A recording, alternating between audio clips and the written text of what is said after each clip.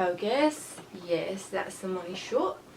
Hey guys, or me, if I'm the only one that watches this in the future. If you're new here, so am I, kind of.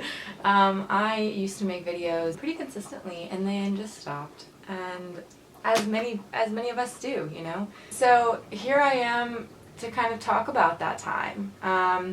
I wanted to sort of come back to this channel revamped internally, I guess you could say. So the purpose of this video, let's just start there, is to tell you about some things that I've learned through my multiple years of therapy that have actually genuinely helped me. Sorry.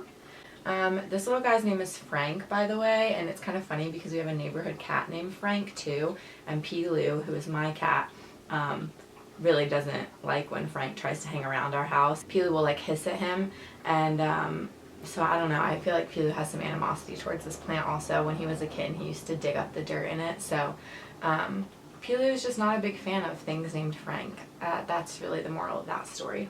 It's gonna storm, which I feel like is gonna add to the vibe of this video, so I'm really not mad about it. I watched some of my old videos the other day, and I was so, well, let me pull out my notes. I made some notes for this. I was noticing a really big difference in old me and me now, or not old me, but past me, and me now, as far as like how I was speaking up for myself, the way that I was holding myself, the way that I was presenting myself. At the time that I was making these videos on my channel a few years ago, I was in a really, really dark place emotionally, mentally. I really needed to go to therapy. I had just moved to Philadelphia, which was like just the best experience. I was in a pretty toxic relationship. It was very codependent, very unhealthy for both parties, and we really should have just broken up. But I moved to Philly, and it really allowed me to break out of that codependency, start holding myself accountable, being independent, doing things for myself, taking part in self-care, and one of those things was making YouTube videos. So I really have always turned to YouTube as like an outlet, and I really appreciate it for that. So I'm excited to sort of come back to YouTube as an outlet, but with a new perspective on myself, on the way that I function in the world. I just feel like I'm on the beginning of this sort of spiritual journey, so to say. Hitomi, I'll link her YouTube channel down below. She is just this incredibly self-aware human now, and I've subscribed to her for so long, and I was watching her video about her spiritual journey last night, and it just inspired me immediately to start making videos again, because I just want to document this, like if not for anything, for me, and that's the reason that I started YouTube in the first place. That's sort of my goals with starting this all back up, is just to post when I feel like it, to talk about what I want to talk about, to feel good about what I'm posting, and that's all. That's really all you can do.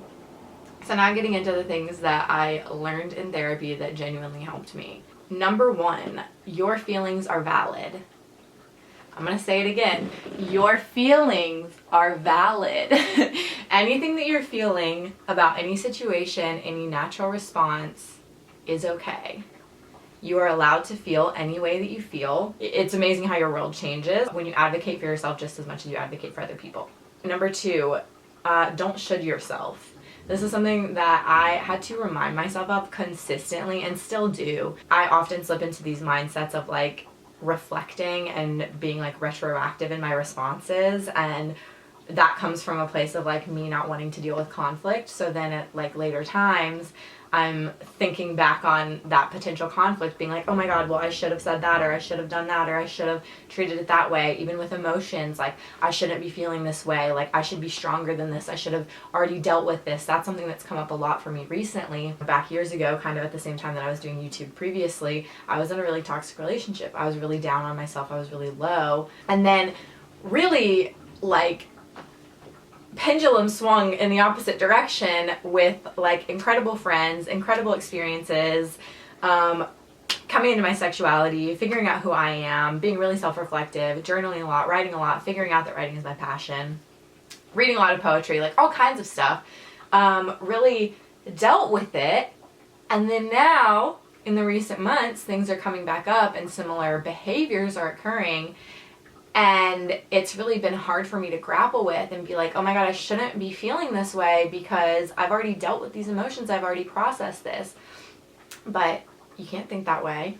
You cannot should yourself. The way that you're reacting is the way that you are reacting. So if you feel like you should be doing something else, either do it or deal with it. like shut up. Like, I don't know. Like, I'm saying this in a way that I would want to tell myself. That's something that I'm consistently reminding myself of. Moving on to number 3. Be honest with yourself. Being honest with yourself not only means like about your emotions and your feelings and that you're having them, but also about your boundaries, about what you can commit to, what you can accomplish, what you can do. Speaking of accomplishments, realistic goals equals accomplishments. When I say that, I don't mean dumb down your goals to fit into whatever, box you feel like you're living in at this very moment. Give yourself the ample amount of whatever resource you need. Give yourself ample amount of that resource to get the goal done. Going to grad school is a realistic goal for me. Going to grad school next semester or even in the fall next year, that's not a realistic goal for me. When I go to grad school, I want to get my MFA in creative writing, and I just know that there's no way that within 3 or 4 months or even a year that I would have the amount of writing and the quality of writing that I would want to use in a grad school application. That being said, I don't know when I will be ready. I could be ready in 6 months. I highly, highly doubt it, so I'm not going to set that as my goal. I could set my goal to be like, you'll know when you're ready. Just listen to yourself. Your goal is to go to grad school. You're going to go to grad school.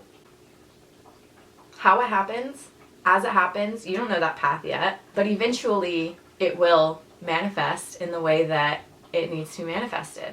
That is just the pure magic of the universe. If I just am consistently recorrecting and taking my thoughts and my actions and everything onto that path, then why would I not stay on the path?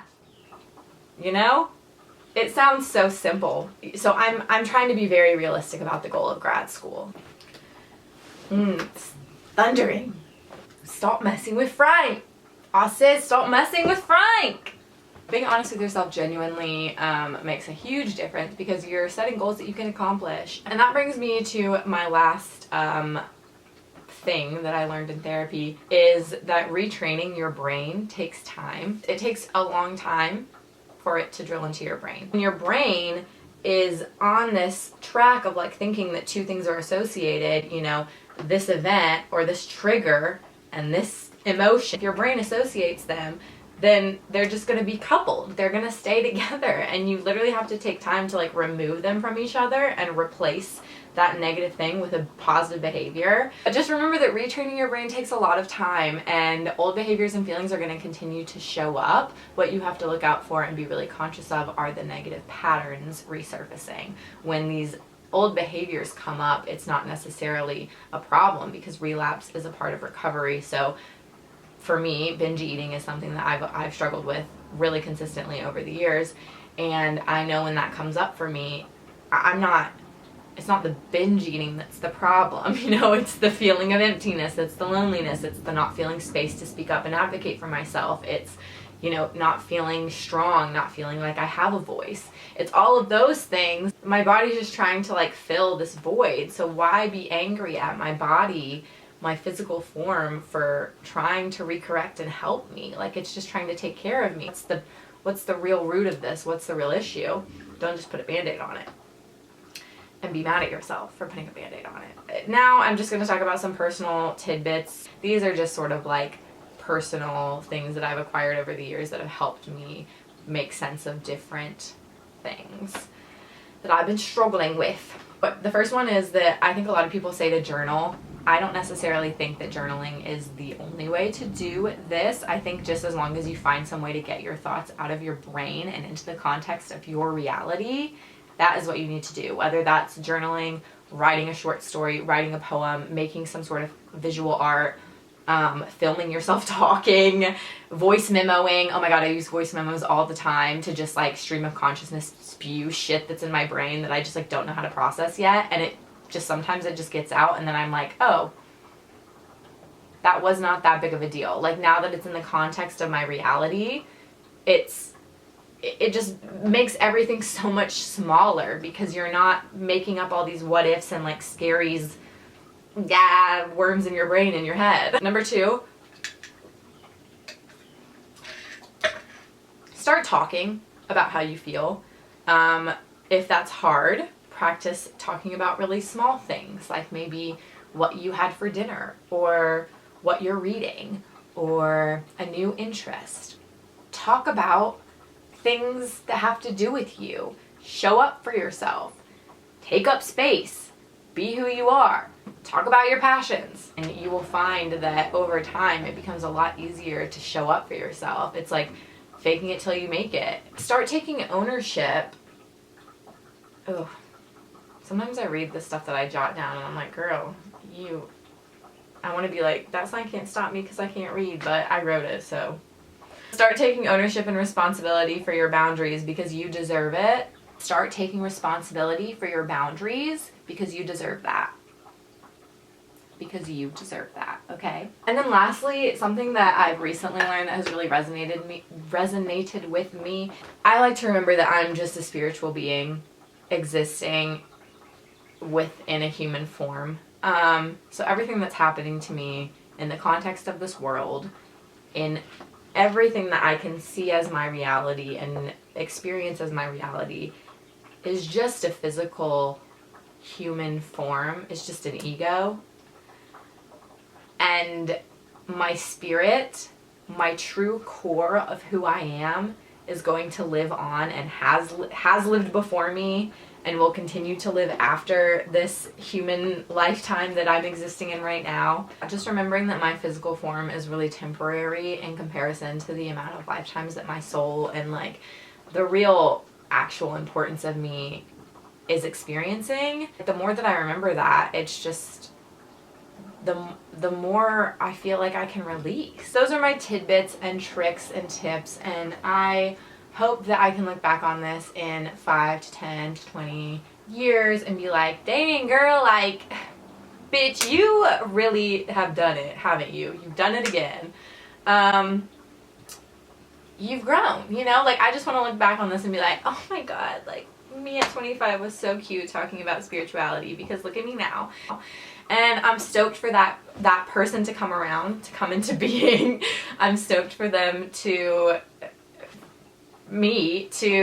get to know that person and continue to get to know myself and continue to self-reflect and do this internal work that I've been embarking on, because it feels so, so good to feel like I've grown. Like, to just not be in the places that I used to be, and to feel like there's so much more to learn and to experience and to grow from. And it just feels incredible when you can wake up and feel grateful for that. I mean, feel grateful for your past, feel grateful for your future, feel grateful for your present especially. Thank you for spending your time with me today. I encourage you to check in with yourself consistently. Remind yourself of those core things that I mentioned, because that's what I found success with. And I hope that one, if not multiple of these things that we've discussed have helped you or do help you in the future. I hope you all have a fantastic Sunday. It's July now, which feels like just fake, just like a simulation, but isn't that what this all is anyways? So let's just save that topic for another day. Thank you so much for watching. Like and subscribe if you want more, and catch you next time. Catch you later. Catch you on the flip side. Catch you on the flip side.